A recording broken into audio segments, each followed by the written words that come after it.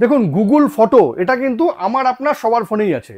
আর এই গুগল ফটোটা কিন্তু আমরা ঠিকঠাক ইউজও করি না বা অনেক কম ইউজ করি।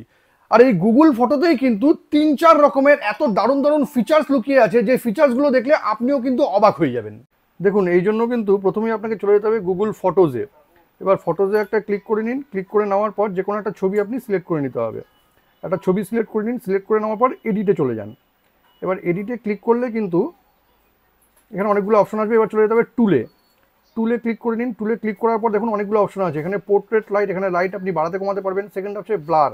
এখানে ক্লিক করে কিন্তু আপনি ফটোটাকে সুন্দর করে দেখুন ব্লার করে নিতে পারবেন আপনার ইচ্ছা মতন। এছাড়াও আরেকটা দারুণ ফিচার্স আছে, সেটা হলো আপনি গুগল ফটোজে ক্লিক করে নিন। উপরে দেখুন যে প্লাস আইকনটা আছে ওখানে ক্লিক করুন।